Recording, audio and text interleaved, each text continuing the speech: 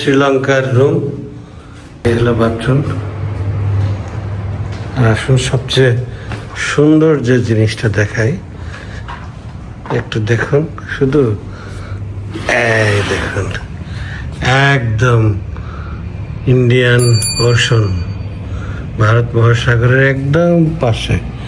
এই দেখেন পাশ দিয়ে একটা রেল লাইন চলে গেছে গল, আর ঠিক তার পাশেই আমার হোটেলটা, একদম অসাম। ফ্রেশ হয়ে কলম্বো সিটি ট্যুরের জন্য বের হয়েছি। মুসলিম রেস্টুরেন্ট এবং অথেন্টিক শ্রীলঙ্কান খাবার। এই হচ্ছে মুরগি, মরিচ দিয়ে ভরে রাখছে। এটা তো বললাম, এটা বোধহয় বিট ই করছে। আর এটা সবজির মধ্যে নারকেল দিতে খাওয়া যাবে, শুধু ডালটাই খেতে পারলাম, আবার ডাল নিব। Sri Lanka Muslims are there well in Sri Lanka, no problem. 50-50, okay. 50-75, 25. Thank you.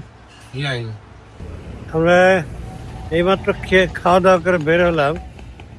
এখন দেখি একটু মানি এক্সচেঞ্জ করা দরকার। প্রচণ্ড রোদ এবং বাতাসে আর্দ্রতা অনেক বেশি। কিছু করার নেই, আমার হাতে সময় নেই, যেহেতু এভাবেই ঘুরতে হবে। বেড়াতে গেলে কাঁচা বাজারে যাই। দেখুন এখানে এটা হচ্ছে স্কুইড এবং বিভিন্ন সামুদ্রিক মাছ, যে কোরাল, ভেটকি, এগুলো আমাদের দেশেও পাওয়া যায়। এখন বাজারে খুব একটা ভিড় নেই, বাজারের শেষের দিকে খাওয়া দাওয়া করছে সবাই। এবং এই মাছ বিক্রেতাদের মধ্যে অনেকেই মুসলিম আছে, শ্রীলঙ্কার অন্যান্য ধর্মের লোকেরাও আছে। What's your name please? My name is Devi. Yeah Devi. David. Yes. Oh, you are Christian, I think. Yeah, Catholic. Oh, Catholic. Yes. Please suggest me how can I explore these places. Very useful way is pick me. Pick me. Uber. Okay, You can use either. okay. I have pick me. Then first I want to go First you museum. Go to Goldfish Green. Yeah, Goldfish Green. Royal Face Green. Goldfish Green nearby. First we are going now. You said you are so hot, no? So you can go museum. Museum first. First. Museum ki AC, is it? Yeah. Air AC, conditioned. AC, yeah. So this hot place Evening you can go You can Goldfish. go evening. You can go evening. that place is evening. Yeah. First museum. First museum. Okay. Independence Day. Independence Square. Independence Square. Okay. After that Lotus Tower.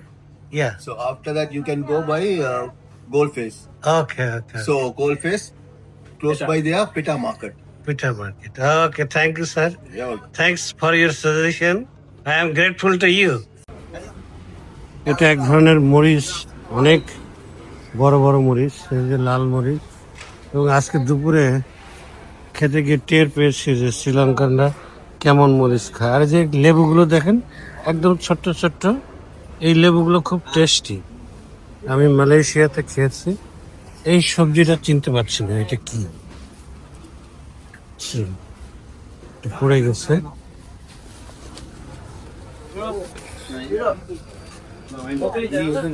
আর এই সবজিগুলো তো আমাদের দেশে পাওয়া যায়, পরিচিত। এই সাইডে ফলের দোকান আছে, রামবুটাং। এই যে রামবুটাং দেখা যাচ্ছে, এটা কিউই বলে। আম, বিভিন্ন ধরনের আম। Guava, apple, orange, mango, durian.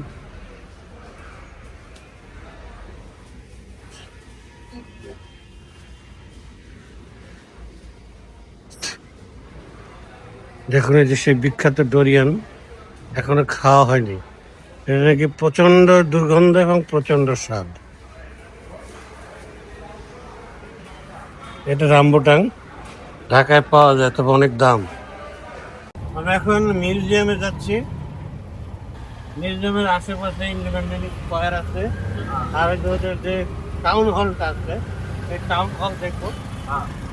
এখন রোদ অনেক বেশি, তবুও যেহেতু মিউজিয়ামে এসি আছে, এই জন্য আমি মিউজিয়ামটাকে আগে বেছে নিয়েছি।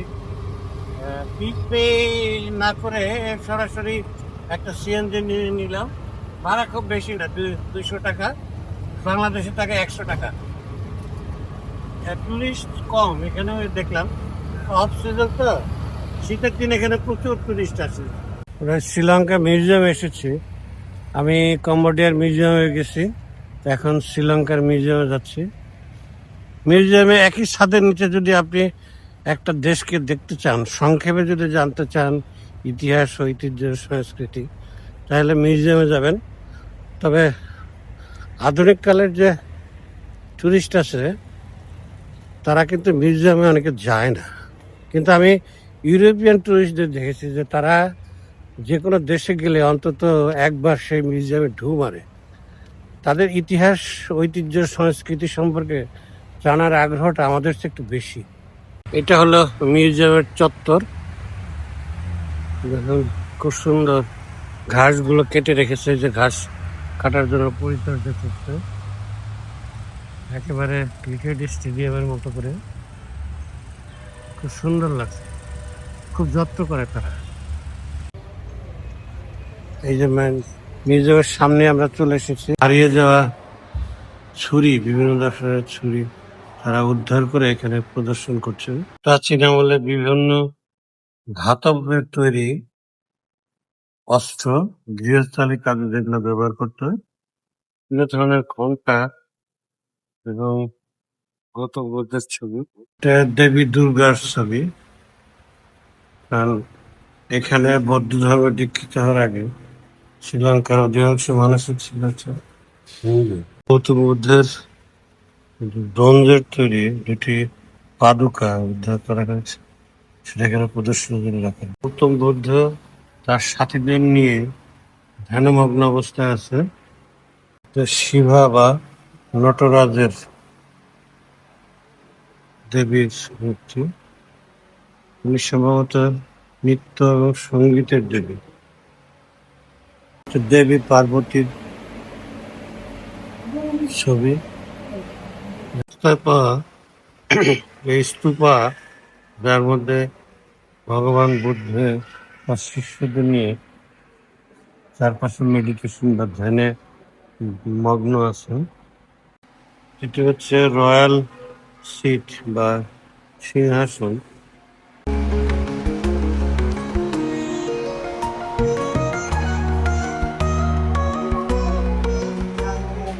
এগুলো বিভিন্ন সময়ে খাদ্য পেশাই করার জন্য যে বিভিন্ন যন্ত্র, এই যে আমাদের দেশে যেটা শিলপাটা বলে, শিলপাটা আছে, হামানদিস্তা, বিভিন্ন ধরনের পাথরের তৈরি তৈজসপত্র, পানি রাখার পাত্র।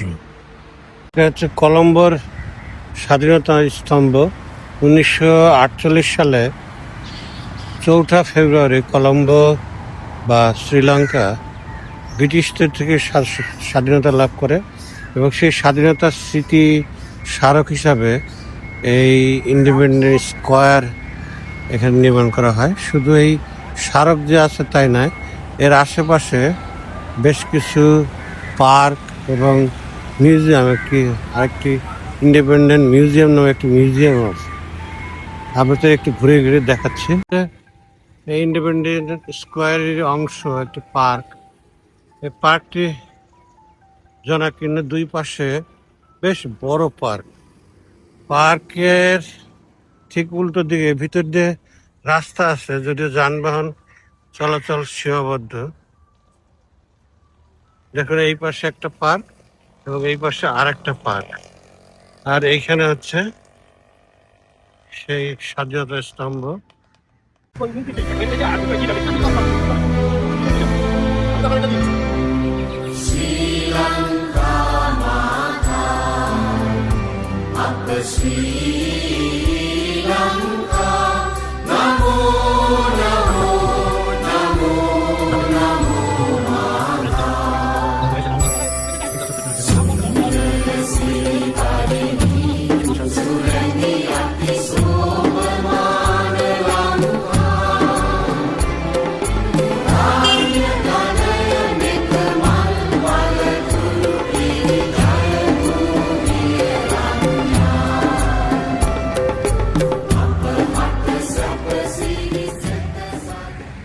আমরা একটু উপরে যাচ্ছি, যেখানে একটি স্মারক ভবন তৈরি করা হয়েছে স্বাধীনতার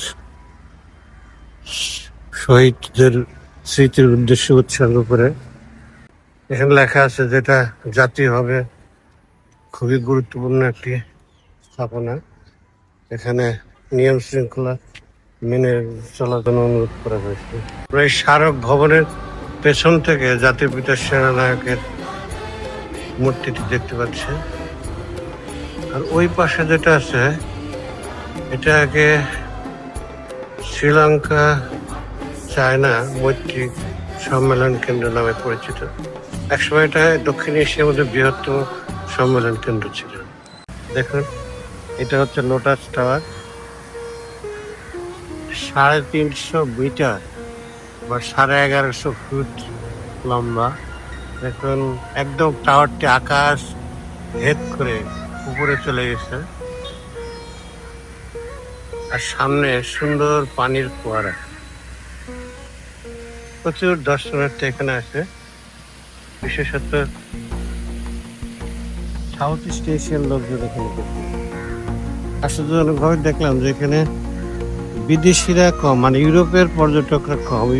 ইউরোপের পর্যটকরা ওই যে সমস্ত জায়গা ঐতিহাসিকভাবে গুরুত্বপূর্ণ সেগুলোর প্রতি ওদের একটু আকর্ষণ দেখা বেশি।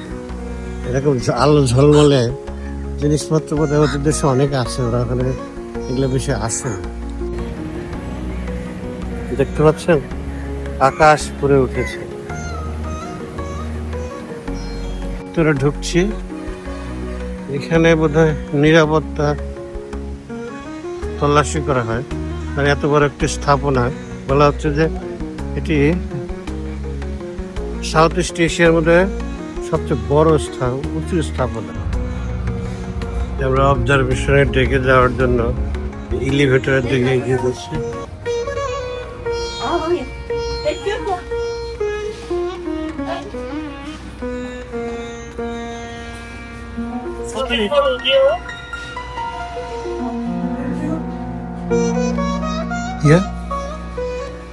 এটা ওদের সম্ভবত শুধুমাত্র বিদেশিদের জন্য নির্ধারিত। তবে যদি বিদেশি পর্যাপ্ত না পাওয়া যায় সেক্ষেত্রে দেশি দর্শকরা আসে, এবং টিকিটের হার কিন্তু আকাশচুম্বী ব্যবধান। একজন বিদেশিদের জন্য 6100 শ্রীলঙ্কান রুপি, আর দেশিদের জন্য মাত্র 800 শ্রীলঙ্কান রুপি। এই কলম্বো শহরটা এই অবজারভেটরি ডেক থেকে দেখুন যে সবাই দাঁড়িয়ে আছে, এখান থেকে পুরো শহরটা 360 ডিগ্রি অ্যাঙ্গেলে দেখার চেষ্টা করবো।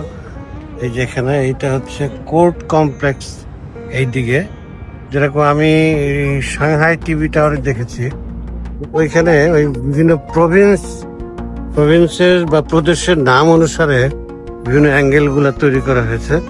কিন্তু এই লোটাস টাওয়ারে দেখেন এখানে সুগা থানাজা স্টেডিয়াম,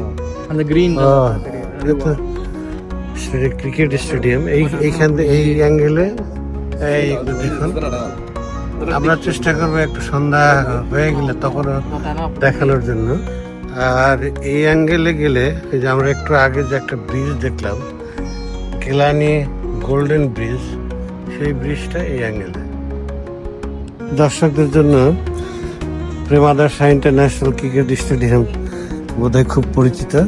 এই অ্যাঙ্গেলে যদি যান আপনি তাহলে প্রেমাদাসা স্টেডিয়াম পাবেন। একটা নদী দেখা যাচ্ছে কিনা আমি নেটওয়ার্ক কার্ড দিয়ে দেখাচ্ছি। এই নদীটার নাম হচ্ছে কেলানি রিভার। কেলানি রিভার, এটা হচ্ছে অ্যাডামস পিক। আপনারা এটা নাম শুনেছেন কিনা? এই অ্যাঙ্গেলে এটার দূরত্ব হচ্ছে 73,420 মিটার। এইখানে পাহাড়ের উপরে হযরত আদম আলাইহিস সালামের একটু পায়ের চিহ্ন আছে বলে দাবি করা হয়। এই কৌণিক দূরত্ব দেখেন, এই যে পোর্ট অফ কলম্বো। একসময় কিন্তু এই বন্দরটা সাউথ এশিয়ার মধ্যে সবচেয়ে ব্যস্ততম বন্দর ছিল। পরে এর রিপ্লেসমেন্ট হিসাবে সিঙ্গাপুর এবং হংকং গড়ে ওঠে। এখন আর এর ব্যস্ততা আগের মতো নেই, তবুও আঞ্চলিক হাব হিসেবে এটা এখনো সেটা ভূমিকা রাখে। খুব সুন্দর মৃদুমন্দ বাতাস বইছে। বলছিলাম যেটা যে সবাই কিন্তু শ্রীলঙ্কান তা নাই, যে দেখুন পাশে জার্মান থেকে এক দম্পতি এসেছে, শ্রীলঙ্কার বাইরের লোকজনও আছে, তবে তাদের সংখ্যাটা একটু কম। অন্যান্য জায়গায় যেমন ভিড়, এখানে বিদেশিদের ভিড় একটু কম।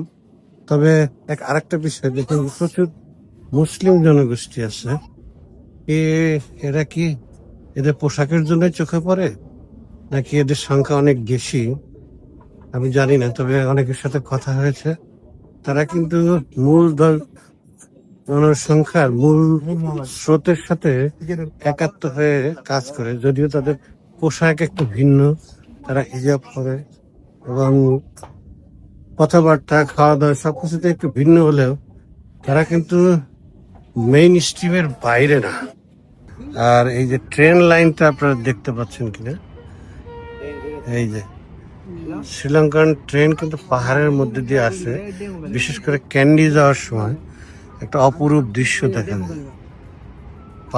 পাহাড় কেটে কেটে ব্রিটিশরা যে রেল লাইন তৈরি করছিল, তারই এই যে স্টেশনটা দেখতে পাচ্ছেন, বোঝা যাচ্ছে কিনা এত উপর থেকে, এটা হচ্ছে ওদের মূল স্টেশন। টেক থেকে অ্যাক্সিলেটারে করে নিচে নেমে চলে আসলে সবাই আমাদের সাথে নামলো। তবে বলছিলাম যে স্থানীয় দর্শক বেশি। দেখুন এখন সন্ধ্যা হয়ে গেছে, বাতিগুলো জ্বলে উঠেছে, সৌন্দর্যটা একটু অন্যরকম লাগছে। এই লোটাস টাওয়ারকে কেন্দ্র করে এখানে একটি কৃত্রিম লেক তৈরি করা হয়েছে এবং লেকের পাড়ে অনেক ধরনের রেস্টুরেন্ট, খাওয়া দাওয়ার দোকান আছে, ফুড কোর্ট আছে। দাম একটু বেশি, তবে মান খারাপ না। মূলত বিদেশিরাই খায়, দেশিরাদের কাউকে খেতে দেখলাম না। আকবর প্রিমিয়াম কোয়ালিটি টি, এটা সিলন টির জন্য বিখ্যাত। এখানে সিলন টি পাওয়া যায়, চা বিক্রি করে এখানে। বিখ্যাত সমুদ্র সৈকত গলফ ফেস গ্রিন নামে এটা পরিচিত। আর এই যে দূরে দেখতে পাচ্ছেন, এটা একটা গোল্ডেন ব্রিজ। পাশের হোটেলটা দেখুন, দুটি 5 তারকা মানে দুটি এত পর্যটক আছে যে এখানে রুম পাওয়া। আমি যে হোটেলটা নিয়েছি ওইটাও সমুদ্রের ধারেই, তবে এত দামি নয়। দেখাবো আমি আপনাদের। আপাতত দেখুন সমুদ্রের পর্যটন শুনতে পাচ্ছেন কিনা। প্রচুর লোক এখানে থাকে। এখানে রাত্রে 11টা-12টা পর্যন্ত লোক এখানে থাকে এবং রাতের বেলায় এখানে লোক বেশি আছে। আমি দিনের বেলা একবার ট্রাই করেছিলাম, কিন্তু খুবই গরম, ভীষণ গরম। সি ফিশ বিক্রি করছে, এটা কি হারাম হালাল? এই হারাম হালালের প্রশ্নে গেলে আসলে কঠিন হয়ে যায়। এরা এত বেশি শুকরের মাংস খায় উপাদেয় খাদ্য হিসেবে। এখানে দেখুন গান বাজনা চলছে, যে স্থানীয় মনে হয়।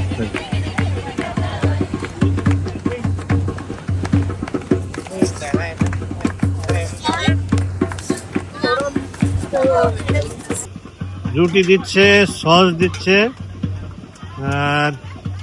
আর কি দিচ্ছে, দেখে 150 টাকা করে নিচ্ছে। আমি একটু সি ফিশ ট্রাই করবো, একটু ভিড় কমুক। হোটেল পাওয়া গেছে এইখানে, হালাল ফুড ও বলছে, এবং যারা খেতে আসছে এখানে সবাই মুসলিম। আমি আশা করছি যে এগুলো হালাল হবে, কারণ যেহেতু সবাই মুসলিম দেখেন, শ্রীলঙ্কান মুসলিম তারা খাচ্ছে।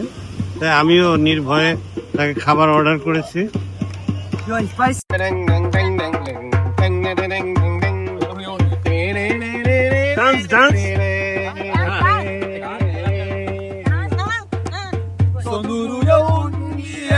මල් මල මුලයිද ජීවිතේ ඔබ වන්නේ සොඳුරු යොමුන් විය මල් මල මුලින්ද හිමතොල මීවිත පුරවන්නේ නුරාවිරාගිනේ නිවාදමන්දයි පුරාවතින් මා තෙතොල තෙමන්